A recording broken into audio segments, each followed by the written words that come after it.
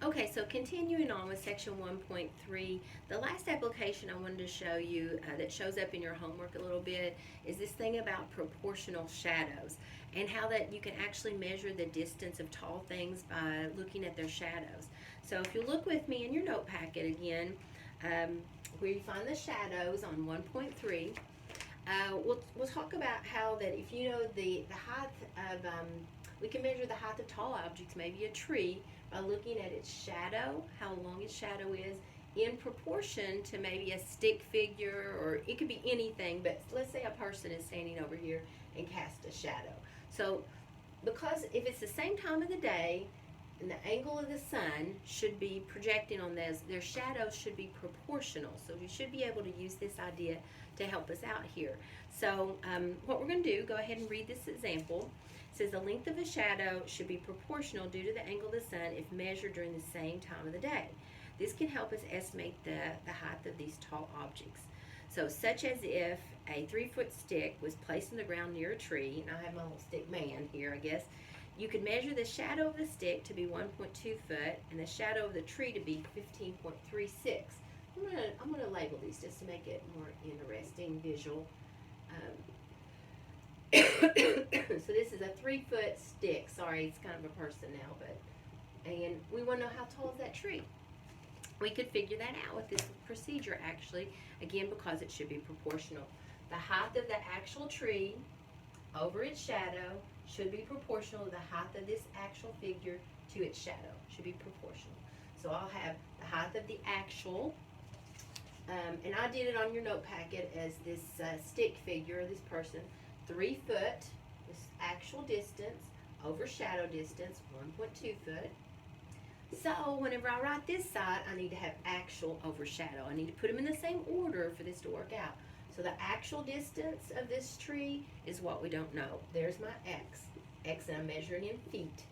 And its shadow is 15.36 in feet.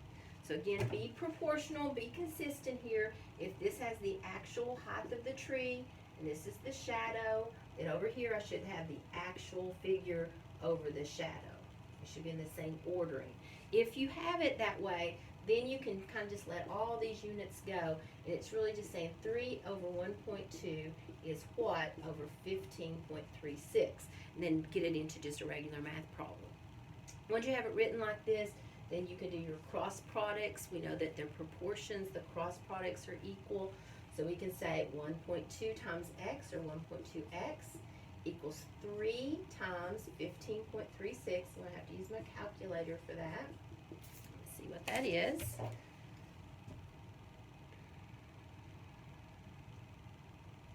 Okay, and I get 46.08.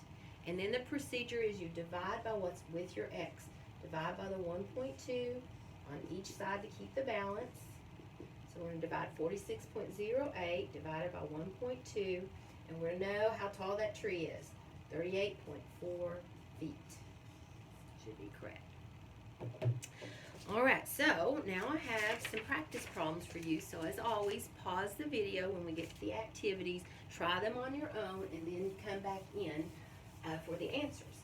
So I'm going to keep rolling so I can get the answers down here for you. So I'm going to do number 5.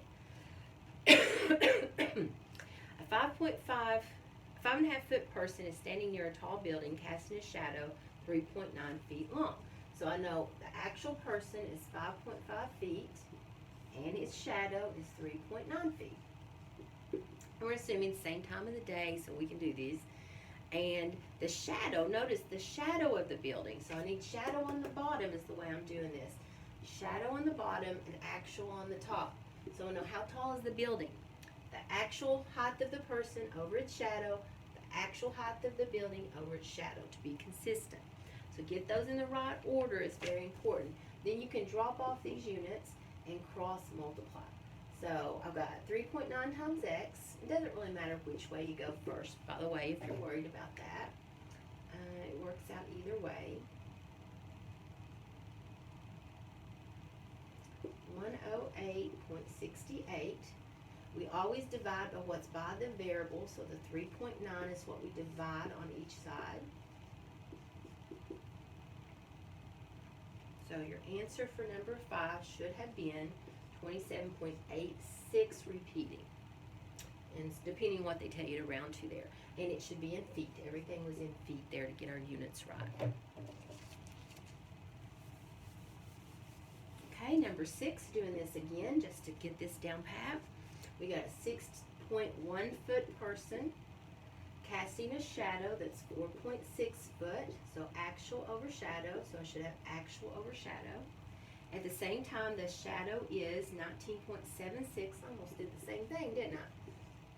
And we want to know how tall is the tree. So almost the same problem, sorry to bore you. But let's do this again to just be so accurate and good at this. 6.1 times 19.76, let's see what that is. 6.1 times 19.76 on my calculator is 671.18. Oh, and some other numbers. I don't know how many decimals we really have to show there. Sorry about that. Did I type that in wrong? Let's double check that.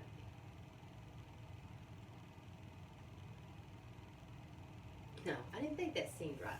Let me check that again. Guys, 6.1 times 19.76.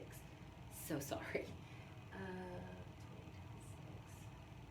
I'm using some weird little calculator. I probably should have brought my good calculator to film this video for you guys. Alright, I do believe this is correct now. 120.536. Sorry about that.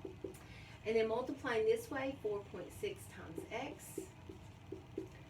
So again, sometimes I do you can multiply either direction first. It really doesn't matter. But once you do, you need to divide by what's got the variable on it. So the 4.6, divide that on each side.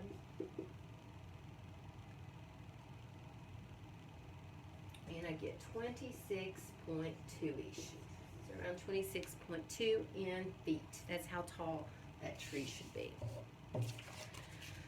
Alright, and then there's one more, and then I'll go ahead though and say to end up the video that not all things in life are proportional though. Not everything is proportional. These trees and shadows and buildings and shadows, they're proportional because the angle of the sun, the weed eater examples we did, the engine oil, things like that. Those make sense that there be proportional recipes, whether you're serving for 4 or serving for 8, you can double the recipe, but not everything's proportional.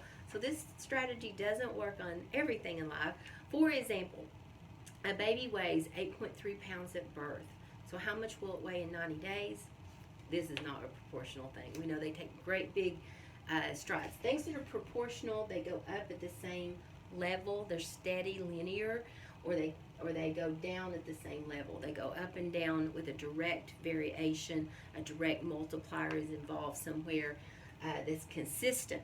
Some things shoot up like baby weights, you know, like it may be here and then all of a sudden it takes a big growth spurt, then it might be flat for a while and take another growth spurt, you know, so it's not just a nice steady climb, it's not proportional.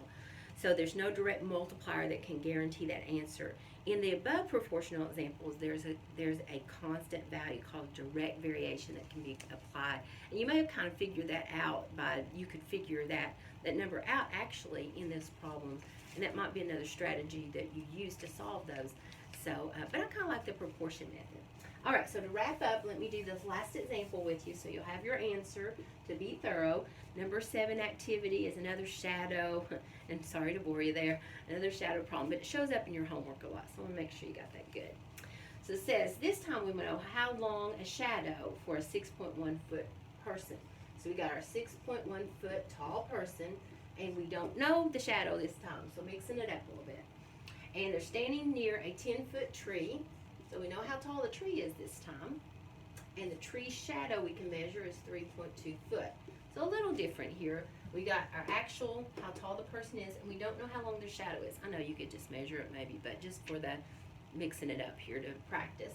Then we got our 10-foot tall tree and our shadow for the tree. So we got, and get out all those units. We're using feet on all these, and work our proportion. So you'll cross multiply. We'll have x times 10 or 10x.